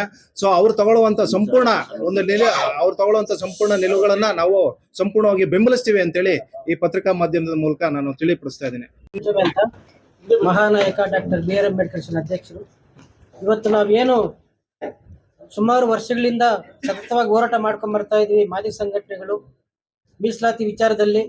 ಇವತ್ತು ಮಲತಾಯಿ ಧೋರಣೆಯನ್ನು ಅನುಸರಿಸ್ತಕ್ಕಂಥ ಸಿದ್ದರಾಮಯ್ಯ ಸರ್ಕಾರದ ವಿರುದ್ಧ ಮೊನ್ನೆ 12ನೇ ತಾರೀಕು ಏನು ನಾವು ಫ್ರೀಡಂ ಪಾರ್ಕ್ನಲ್ಲಿ ಬೃಹತ್ ಪ್ರತಿಭಟನೆ ನಾವು ಹಮ್ಮಿಕೊಂಡಿದ್ವಿ. ಆವತ್ತು ಆಶ್ವಾಸನೆ ಕೊಟ್ಟಿದ್ರು 27ನೇ ತಾರೀಕು ಮಾಡೇ ಮಾಡ್ತೀವಿ ಅಂತ. ಮಾಡು ಮಡಿ ಅಂತ ಹೇಳಿ ಕಾರ್ಯಕ್ರಮ ಮಾಡಿದ ವಿಚಾರದಲ್ಲಿ ಇವತ್ತು ಸಿದ್ದರಾಮಯ್ಯ ಅವರು ಮೀನಾಮೇಶ ಹೇಳ್ಕೊಂಡು ಇವತ್ತು ಇನ್ನೊಬ್ಬರಿಗೆ ಕಾರ್ಯಕ್ರಮ ಮಾಡೋದು, ಇನ್ನೊಬ್ಬರಿಗೆ ಒಂದು ಅವಕಾಶ ಮಾಡ್ತಕ್ಕಂಥ ಕೆಲಸ ಸಿದ್ದರಾಮಯ್ಯ ಮಾಡ್ತಾ ಇದ್ದಾರೆ. ಇವತ್ತು ನಾವೇನು 27ನೇ ತಾರೀಕು ಮಾದಿಗ ಸಂಘಟನೆ ಒಕ್ಕೂಟದಿಂದ ಬೆಂಗಳೂರಲ್ಲಿ ಪ್ರತಿಭಟನಾ ರ್ಯಾಲಿ ಮತ್ತು ಆಯಾ ಜಿಲ್ಲೆಗಳಲ್ಲಿ ಪ್ರತಿಭಟನಾ ರ್ಯಾಲಿ ಹಮ್ಮಿಕೊಳ್ತಾ ಇದೀವಿ. ಅದಕ್ಕೆ ಮಹಾನಾಯಕ ಡಾಕ್ಟರ್ ಬಿ ಆರ್ ಅಂಬೇಡ್ಕರ್ ವತಿಯಿಂದ ನಾವು ಬೆಂಬಲ ಕೊಟ್ಟು ಸಾವಿರಾರು ಸಂಖ್ಯೆಯಲ್ಲಿ ನಾವು ಮೊನ್ನೆ ಕಾರ್ಯಕ್ರಮ ಭಾಗವಹಿಸಿದ್ವಿ. ಅದೇ ರೀತಿ ನಾವು ಬೆಂಗಳೂರಲ್ಲಿ ಭಾಗವಹಿಸ್ತೀವಿ, ನಮ್ಮ ಜಿಲ್ಲೆಯಲ್ಲಿ ನಾವು ಕಾರ್ಯಕ್ರಮ ಮಾಡ್ತೀವಿ ಅಂತ ಹೇಳ್ಬಿಟ್ಟು ಈ ಸಂದರ್ಭದಲ್ಲಿ ಹೊರಡ್ತೀನಿ. ಚಿಕ್ಕಬಳ್ಳಾಪುರ ಜಿಲ್ಲೆ ನಮ್ಮ ಹೆಸರು ನಾರಾಯಣ ಸ್ವಾಮಿ ಡಿವಿ ಅಂತ ಚಿಕ್ಕಬಳ್ಳಾಪುರ. ಹೋರಾಟ ಜನಜಾಗೃತಿ ಸಮಿತಿಯಿಂದ MC ಶ್ರೀನಿವಾಸ್ ಅಂತೇಳಿ ನನ್ನ ಹೆಸರು. ಸುಮಾರು 30 ವರ್ಷಗಳಿಂದ ಈ ಹೋರಾಟ ಒಳ ಮೀಸಲಾತಿ ಹೋರಾಟ ಮಾಡ್ಕೊಂಡು ಬಂದಿದ್ವಿ. ಈ ಹೋರಾಟದಲ್ಲಿ ಸುಪ್ರೀಂ ಕೋರ್ಟ್ ಆದೇಶ ಬಂದ ನಂತರ ಕೂಡ ಈ ರಾಜ್ಯ ಸರ್ಕಾರ 2 ವರ್ಷ ಆಗಿದೆ. ಈಗಾಗಲೇ ಸುಪ್ರೀಂ ಕೋರ್ಟ್ ಆದೇಶ ಆಗಿದ 1 ಗಂಟೆಯಲ್ಲಿ ತೆಲಂಗಾಣ ಸರ್ಕಾರ ಒಳ ಮೀಸಲಾತಿ ಜಾರಿ ಮಾಡಿದೆ. ತದನಂತರ ಪಂಜಾಬ್ ಮತ್ತು ಹರಿಯಾಣ ಮತ್ತು ಆಂಧ್ರ ಪ್ರದೇಶ ಆಗಿದೆ. ಆದರೂ ಕೂಡ ನಮ್ಮ ಸಿದ್ದರಾಮಯ್ಯವರು ಪ್ರತಿಯೊಂದು ವೇದಿಕೆಯಲ್ಲಿ ನಾನು ಮಾದಿಗರ ಪರ ಇದೆ ಅಂತ ಬರೀ ಮಾತುಗಳು ಹೇಳ್ತಿದ್ದಾರೆ. ಆದರೆ ನಮಗೆ ಬೇಕಾಗಿರ್ತಕ್ಕಂಥ ಸೌಲಭ್ಯಗಳು ಒಳ ಮೀಸಲಾತಿಯನ್ನು ಜಾರಿ ಮಾಡದೆ ಸುಮ್ಮನೆ ನಮಗೆ ಅವರು ಸುಮ್ಮನೆ ಮಾತುಗಳಲ್ಲಿ ಮಾಡ್ತಾ ಇದ್ದಾರೆ. ಅದು ಮುಂದೆ ನಡೆಯಲ್ಲ. ಈಗೇನು 25ನೇ ತಾರೀಕು ಎಲ್ಲ ಜಿಲ್ಲೆಯಲ್ಲಿ ಕಾರ್ಯಕ್ರಮ ಹಮ್ಮಿಕೊಂಡಿದ್ದಾರೆ. ಆ ಕಾರ್ಯಕ್ರಮದಲ್ಲಿ ನಾವೆಲ್ಲರೂ ಭಾಗವಹಿಸಿ ಈ ಸರ್ಕಾರಕ್ಕೆ ತಕ್ಕಂಥ ಪಾಠ ಕಲಿಸ್ತೀವಿ ಅಂತ ಹೇಳ್ತಾ ನಾವು ಎಚ್ಚರಿಕೆ ಮಾಡ್ತೀವಿ. ಪೌರ ಕಾರ್ಮಿಕ ಸಂಘಟನೆಗಳ ಒಕ್ಕೂಟದಿಂದ ಬಂದಿದ್ದೇನೆ ನಮ್ಮ ನಾಯಕರ ಪರವಾಗಿ. ಮೊದಲನೇದಾಗಿ ನಾವೆಲ್ಲ ಅಣ್ಣ ತಮ್ಮದಿರಾದ ಮೊದಲನೇ ನಮ್ಮ 35 ವರ್ಷಗಳಿಂದ ನಾವೆಲ್ಲ ಒಂದೇ ರೀತಿಯ ಹೋರಾಟ ಮಾಡ್ಕೊಂಡು ಬಂದಿದ್ದೀವಿ. ಇಲ್ಲಿ ನಮ್ಮ ಮೊದಲನೇದಾಗಿ ನಾವು ಯಾರು ದ್ವೇಷಿಸ್ತಾ ಇಲ್ಲ. ನಾವೆಲ್ಲ ಶೋಷಣೆಗೆ ಒಳಪಟ್ಟಿರೋರೆ. ಶೋಷಣೆಗೆ ಒಳಪಟ್ಟಿರೋದ್ರಿಂದ ಈ ಒಂದು ಸಮಯದಲ್ಲಿ ಒಂದು ಮನೆಯಲ್ಲಿ ಹೆಂಗೆ ಒಂದು ತಂದೆ ಆದವ್ರು ಹಂಚ್ಕೊಂತಿದ್ವಿ ಮನೆ ಅಣ್ಣ ತಮ್ಮದಿರಿಗೆ, ಅದೇ ರೀತಿಯಲ್ಲಿ ಇವತ್ತು ನಮ್ಗೆ ಹಂಚ್ಕೊಂಡ್ ತಿನ್ನೋ ಒಂದು ಕಾಲ ಬಂದಿದೆ. ಅದರಿಂದ ಹಂಚ್ಕೊಂಡಿದ ತಕ್ಷಣ ನಾವೆಲ್ಲ ಬೇರೆ ಆಗ್ತೀವಿ ಅನ್ನೋ ಉದ್ದೇಶ ಏನಿಲ್ಲ. ಹಂಚ್ಕೊಂಡು ತಿಂತಾ ಇದ್ವಿ ಯಾರು ಎಷ್ಟಿದ್ರೆ ಮನೆಯಲ್ಲ ಅಂತ ಹೇಳ್ಬಿಟ್ಟು. ಅದರಿಂದ ನಾವೇನು ಇವತ್ತು ಬೇರೆ ಸಮುದಾಯನ ದೌರ್ಜನ್ಯ ಮಾಡೋದು ನಮ್ಗೆ ಬೇಕಾಗಿಲ್ಲ. ಅವರು ನಮ್ಮಂತ ತಮ್ಮದಿರೆ, ನಾವು ಎಲ್ಲ ಒಂದೇ ಕುಟುಂಬದಿಂದ ಬಂದಿದ್ದೇವೆ. ಅದರಿಂದ ನಮ್ಮ ಹಕ್ಕು ನಾವು ಕೇಳ್ತಾ ಇದೀವಿ. ಮೊದಲನೇ ಸರ್ಕಾರ ಕೇಳೋದೇನಿದೆ 56,432 ಹುದ್ದೆಗಳಲ್ಲಿ ಏನ್ ನೀವು ವಿತೌಟ್ ಒಳ ಮೀಸಲಾತಿ ಇಲ್ಲದೆ ನೀವು ಜಾರಿ ಮಾಡಿದ್ರೆ ಅದನ್ನ ಮೊದಲು ಸ್ಥಗಿತ ಮಾಡಬೇಕು. ತದನಂತರ ಸ್ವಾಮೀಜಿಗಳು ಏನ್ ನಮ್ಮ ಇದಕ್ಕೆ ಹೋರಾಟಕ್ಕೆ ಅವರು ಪಾದಯಾತ್ರೆ ಬರ್ತಿದ್ದಾರೆ, ಅವ್ರಿಗೆ ಸಂಪೂರ್ಣ ಬೆಂಬಲ ನೀಡ್ತಾ ಇದ್ದಾರೆ ನಮ್ಮ ಪೌರ ಕಾರ್ಮಿಕ ಸಂಘಟನೆಗಳಿಂದ. ಅದೇ ರೀತಿ 25/3/2026 31 ಜಿಲ್ಲೆಗಳಲ್ಲೂ ಕರ್ನಾಟಕದಾದ್ಯಂತ ನಾವು CM ಅವ್ರಿಗೆ ನಮ್ಮ ರ್ಯಾಲಿ ಮುಖಾಂತರ ಅವ್ರಿಗೆ ಮನವಿ ಕೊಡೋದಕ್ಕೆ ಹೋಗ್ತಾ ಇದ್ವಿ. CM ಅವರು CM ಸಿದ್ದರಾಮಯ್ಯ ಅವರು ಸಂಪೂರ್ಣವಾಗಿ ಒಳ ಮೀಸಲಾತಿ ಇಲ್ಲದೆ ಯಾವುದೇ ರೀತಿಯಾದ ಹುದ್ದೆಗಳನ್ನ ಇದು ಮಾಡಬಾರ್ದು ಅಂತ ಹೇಳಿ ನಾವು ಇವತ್ತು ಪತ್ರಿಕಾಗೋಷ್ಠಿ ಎಲ್ಲರ ಮುಖಾಂತರ ವಿನಂತಿಸ್ಕೊಳ್ತಾ ಇದ್ವಿ. ಜೈ ಭೀಮ್, ಜೈ ಮಾದಿಗ. ರಾಜ್ಯ ಸರ್ಕಾರಕ್ಕೆ ಮಾದಿಗ ಸಂಘಟನೆಗಳ ಒಕ್ಕೂಟದಿಂದ ನಾವೇನು ಇದೇ ತಿಂಗಳು 25ನೇ ತಾರೀಕು ಹೋರಾಟಗಳನ್ನು ನಂಬಿಕೊಂಡಿದ್ದೀವಿ. ಆ ಒಂದು ವಿಷಯ ಈಗಾಗಲೇ ಅನೇಕ 35 ವರ್ಷಗಳ ಹೋರಾಟಗಳನ್ನು ನಾವು ಕಾಣ್ತಾ ಇದ್ದೀವಿ. 1/8/24 ಮಾನ್ಯ ಸುಪ್ರೀಂ ಕೋರ್ಟ್ ಅವರು ಏನು ಪರಿಶಿಷ್ಟ ಜಾತಿಗಳಿಗೆ ವರ್ಗೀಕರಣ ಮಾಡ್ಬೋದು ರಾಜ್ಯ ಸರ್ಕಾರಗಳು ಅಂತ ಏನು ಅವ್ರು ತೀರ್ಪು ಕೊಟ್ಟಿದ್ರು, ಆ ತೀರ್ಪು ಈಗ 2ನೇ ವರ್ಷಕ್ಕೆ ಕಾಲಿಟ್ಟಿದೆ. ಬಹುಶಃ ತೀರ್ಪು ಬಂದ ನಂತರ ಆಂಧ್ರ, ತೆಲಂಗಾಣ ಹಾಗೂ ಹರಿಯಾಣ 3 ರಾಜ್ಯಗಳು ಈ ವರ್ಗೀಕರಣವನ್ನ ಇಂಪ್ಲಿಮೆಂಟೇಷನ್ ಮಾಡಿದ್ರು. ಆದರೆ ನಮ್ಮ ರಾಜ್ಯ ಸರ್ಕಾರಗಳು ಈ ಒಂದು ವಿಷಯದಲ್ಲಿ ಯಾಕೆ ಇಷ್ಟೆಲ್ಲ ಗೊಂದಲಗಳನ್ನು ಕೊಡ್ತಾ ಇದೆ, ಯಾಕೆ ಮಾಡ್ತಾ ಇದ್ದಾರೆ? ಇವ್ರಿಗೇನು ಮಾಡ್ಬೇಕಂತ ಏನು ಮನಸ್ಸಿಲ್ವಾ? ಅಥವಾ ನಾವೇನು ಶೋಷಿತ ಸಮುದಾಯ ಅಲ್ವಾ? ಅಥವಾ ನಾವು ಅವ್ರನ್ನ ಓಟ್ ಹಾಕಿ ಗೆಲ್ಸಿಲ್ವಾ? ಈ ಪ್ರಶ್ನೆಗಳೆಲ್ಲ ನಮ್ಮ ಸಮುದಾಯಕ್ಕೆ ಇವತ್ತು ಕಾಡ್ತಾ ಇದೆ. ಹಾಗಾಗಿ ಈ ಒಂದು ಹೋರಾಟ ನಿರಂತರವಾಗಿ 27ನೇ ತಾರೀಕು ಆ ಸರ್ಕಾರ ಏನಾದರೂ ಒಂದು ತೀರ್ಮಾನ ತಗೊಂಡು ನಮಗೆ ಸಿಗ್ಬೇಕಾದಂತ, ಈಗಾಗಲೇ ನ್ಯಾಯಮೂರ್ತಿ ಸದಾಶಿವ ವರದಿ ನಮ್ಗೆ 6% ಕೊಡಬೇಕಂತ ಅವರು ವರದಿಯಲ್ಲಿ ಹೇಳಿದ್ದಾರೆ. ಮತ್ತೆ ನ್ಯಾಯಮೂರ್ತಿ ನಾಗಮೋಹನ್ ದಾಸರು ಅವರು ಸಹ ನಮ್ಮ ಒಂದು ಜನಸಂಖ್ಯೆಗೆ ಅನುಸಾರವಾಗಿ 6% ಸಿಗಲೇಬೇಕು ಅನ್ನೋದು ಅವರು ಸಹ ಕೊಟ್ಟಿದ್ದಾರೆ ಸರ್ಕಾರಕ್ಕೆ. ಹಾಗಾಗಿ ಎಲ್ಲ ವರದಿಗಳು ನಾವು ಜನಸಂಖ್ಯೆಯಲ್ಲಿ ಹೆಚ್ಚಿದ್ದೀವಿ, ನಮ್ಮ ಸಮಸ್ಯೆಗಳು ಹೆಚ್ಚಿದೆ ಅಂತ ಗೊತ್ತಿದ್ರು ಸಹ ಈ ಸರ್ಕಾರ ಮಲತಾಯಿ ಧೋರಣೆಯನ್ನ ತೋರ್ತಾ ಇದೆ. ಇದನ್ನ ನಾವು ವಿರೋಧಿಸಿ ಧಿಕ್ಕರಿಸಿ ನಾವು ನಿರಂತರವಾಗಿ ಈ ಹೋರಾಟಗಳನ್ನು ಹಮ್ಮಿಕೊಳ್ತಾ ಇದ್ದೀವಿ. ಇವರು 27ನೇ ತಾರೀಕು ಕಡಾಖಂಡಿತವಾಗಿ ಅವರು ಅನುಷ್ಠಾನಕ್ಕೆ ತರಲೇಬೇಕು. ಇಲ್ಲ ಆದ್ರೆ ಈ ರಾಜ್ಯದಲ್ಲಿ ನಮ್ಮ ಮಾದಿಗರು ಬೇಕಾದಷ್ಟು ಬೇರೆ ಬೇರೆ ರೀತಿಯ ಒಂದು ಹೋರಾಟಗಳನ್ನು ಹಮ್ಮಿಕೊಳ್ಬೇಕಾಗತ್ತೆ. ಅದನ್ನ ಮಾಡ್ಲಿಕ್ಕೋಸ್ಕರ ನಮ್ಮ ನಾಯಕರಾದಂತ ಎನ್ ಮೂರ್ತಿ ಅವರು, ಶಂಕರಪ್ಪ ಅವರು, ಭೀಮರಾಜ್, ನಾವೆಲ್ಲರೂ ಒಟ್ಟಾಗಿ ಸೇರಿದ್ವಿ. ಎಲ್ಲ ಸಂಘಟನೆಗಳು ಒಂದು ಒಕ್ಕೂಟ ಮಾಡಿಕೊಂಡು ಈ ಸಮುದಾಯಕ್ಕೋಸ್ಕರ ನ್ಯಾಯವನ್ನ ಕೇಳ್ತಾ ಇದೀವಿ. ಸರ್ಕಾರಕ್ಕೆ ಮತ್ತೆ ಮನವಿ ಮಾಡ್ತಾ ಇದ್ದೀವಿ. ದಯವಿಟ್ಟು 27ನೇ ತಾರೀಕು ಇದನ್ನ ನೀವು ಜಾರಿ ಮಾಡಬೇಕು ಅನ್ನೋದು ನಮ್ಮೆಲ್ಲರ ಒಂದು ಮನವಿ. Thank you.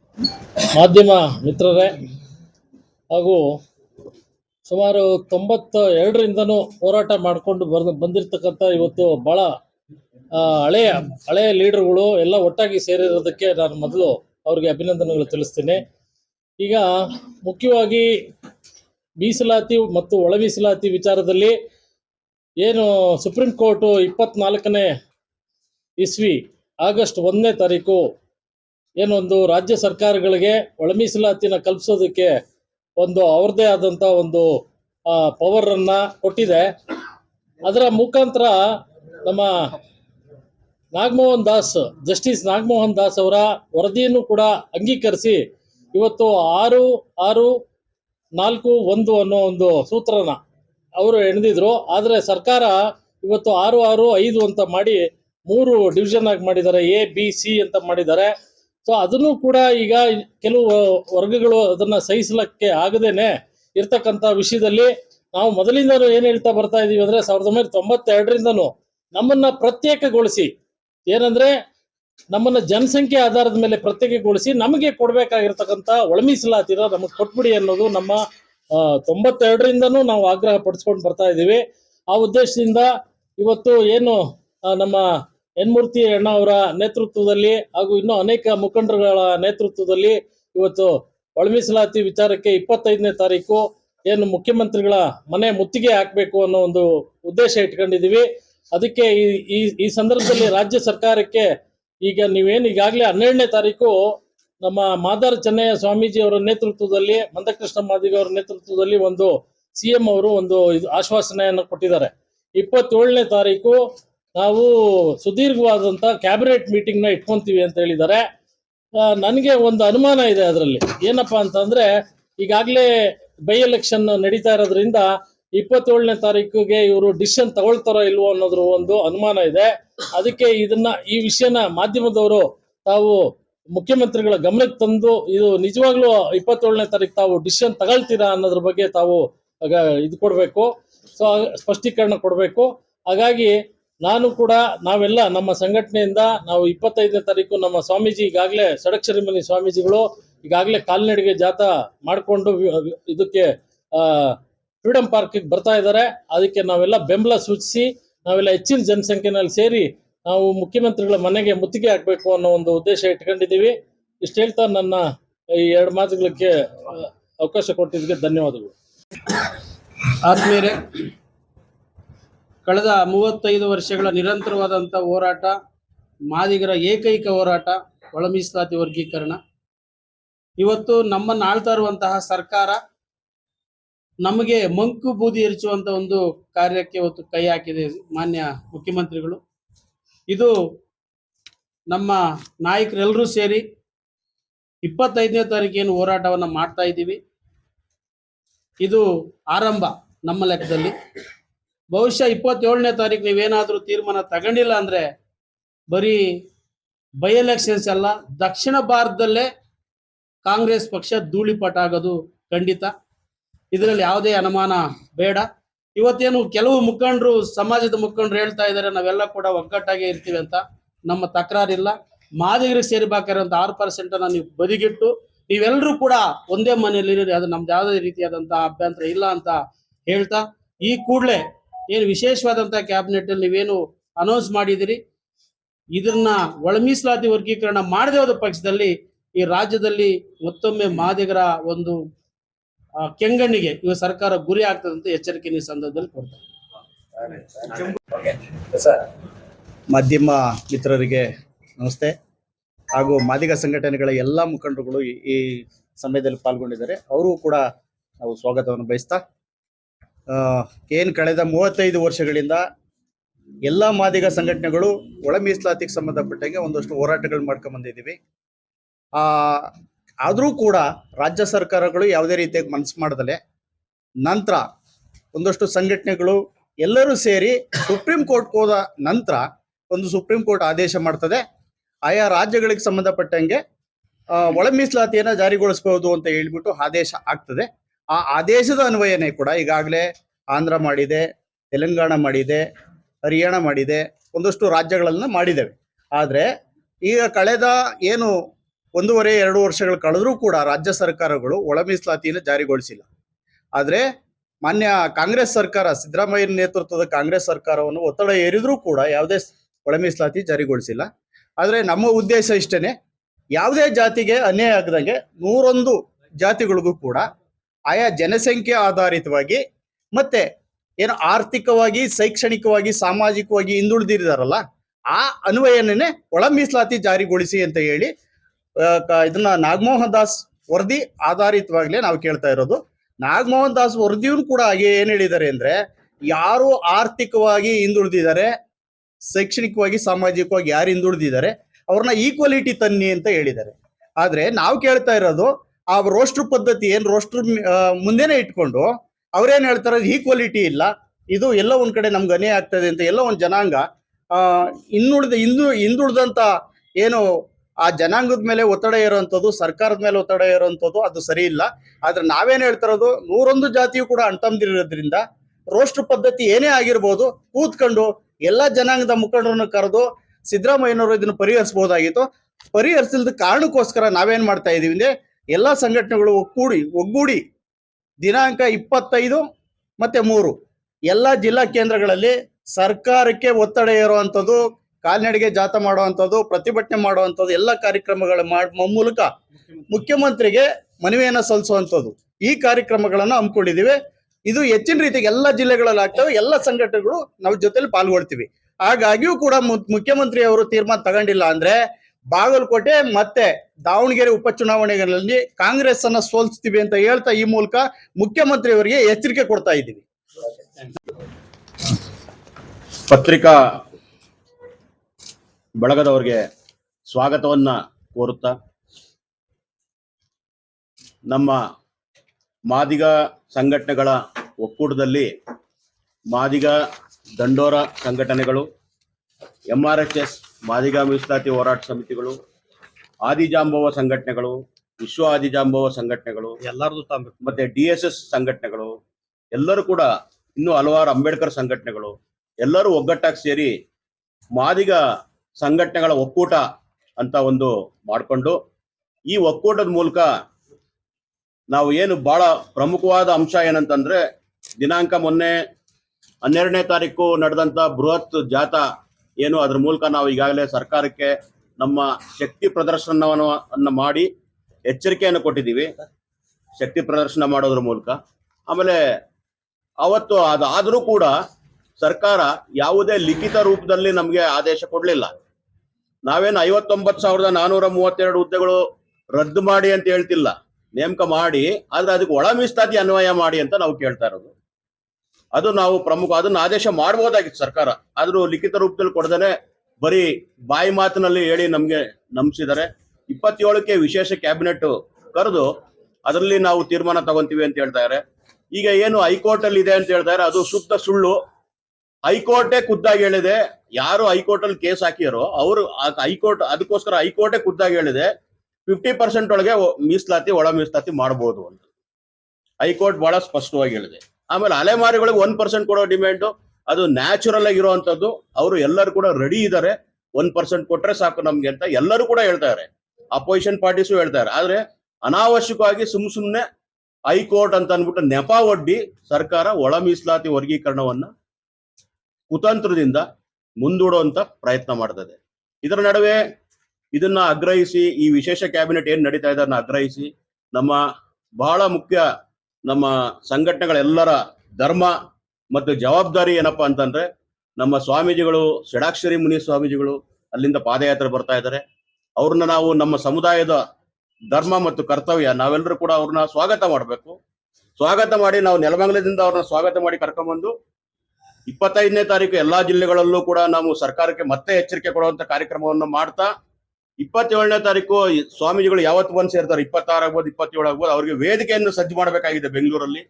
ಅದಕ್ಕೊಂದು ವೇದಿಕೆಯನ್ನು ಕೂಡ ನಾವೆಲ್ಲಾ ಸಂಘಟನೆಗಳು ಸೇರಿ ಅವ್ರನ್ನ ಸ್ವಾಗತ ಮಾಡಿ ಅವರ ಒಂದು ಹೋರಾಟವನ್ನ ಮುಂದುವರಿಸೋದಕ್ಕೆ ಎಲ್ಲಾ ಮಾದಿಗ ಸಂಘಟನೆಗಳು ಒಟ್ಟಾಗಿ ಸೇರಿ ಒಂದು ವೇದಿಕೆಯನ್ನು ಕೂಡ ರಚನೆ ಮಾಡ್ಕೊಂಡಿದ್ವಿ. ಈ ಮೂಲಕ ಮಾದಿಗ ಸಂಘಟನೆಗಳೆಲ್ಲರೂ ಕೂಡ ನಮ್ಮ ಸ್ವಾಮೀಜಿಗಳಿಗೆ ಸ್ವಾಗತವನ್ನ ಕೋರ್ತಾ ಅವರ ಪಾದಯಾತ್ರೆಗೆ ಬೆಂಬಲವನ್ನ ವ್ಯಕ್ತಪಡಿಸ್ತಾ ಇದ್ದೀವಿ. ಆಮೇಲೆ ಬಹಳ ಮುಖ್ಯವಾಗಿ ಯಾವುದೇ ಒಂದು ಸಮುದಾಯದ ವಿರುದ್ಧ ನಮ್ಮ ಆರೋಪ ಇಲ್ಲ. ಇದು ಸರ್ಕಾರದ ಜವಾಬ್ದಾರಿ. ಓಟು ತಗೊಂಡಿರ್ತಕ್ಕಂಥ ಪ್ರತಿಯೊಬ್ಬ MLA MP ಗಳ ಜವಾಬ್ದಾರಿ. ಮಾದಿಗರ ಓಟನ್ನ ತಗೊಂಡಿರ್ತಕ್ಕಂಥ ಯಾರೇ ಶಾಸಕರಾಗಿರ್ಲಿ, ಯಾವುದೇ ಸ್ವರೂಪದ ಓಟುಗಳನ್ನು ತಗೊಂಡಿರ್ಲಿ, ಅವರ ಜವಾಬ್ದಾರಿ ಅದು. ಇದು ಸರ್ಕಾರದ ಜವಾಬ್ದಾರಿ ಅಂತಾನೆ ನಾವು ಹೇಳ್ತೀವಿ. ಯಾವುದೇ ಒಂದು ಸಮುದಾಯ ನಾವು ಆರೋಪ ಮಾಡೋದಿಲ್ಲ. ಇದು ನೇರವಾಗಿ ಹೇಳ್ತಾ ಇದ್ದೀವಿ, ಸರ್ಕಾರದ ಜವಾಬ್ದಾರಿ ಮತ್ತೆ ಪಕ್ಷದ ಜವಾಬ್ದಾರಿ, ಕಾಂಗ್ರೆಸ್ ಪಕ್ಷದ ಜವಾಬ್ದಾರಿ. ಮುಂದಿನ ದಿನಗಳಲ್ಲಿ ನಾವೆಲ್ಲರೂ ಸೇರಿ ಒಗ್ಗಟ್ಟಾಗಿ ಏನು ತೀರ್ಮಾನ ಮಾಡ್ಕೊಂಡಿದೀವಿ ಅದಕ್ಕೆ ಸರಿಯಾದಂತ ಉತ್ತರವನ್ನು ಕೂಡ ಕೊಡ್ತೀವಿ. ನೀವು ವಿಶೇಷ ಕ್ಯಾಬಿನೆಟ್ ನಲ್ಲಿ ಮಾಡಲಿಲ್ಲ ಅಂತಂದ್ರೆ ಮುಂದಿನ ದಿನಗಳಲ್ಲಿ ನಾವೆಲ್ಲರೂ ಕೂಡ ಸೇರಿ ಒಗ್ಗಟ್ಟಾಗಿ ಸರ್ಕಾರಕ್ಕೆ ಪಾಠವನ್ನ ಕಲಿಸಕ್ಕೆ ತೀರ್ಮಾನ ತಗೊಂತೀವಿ.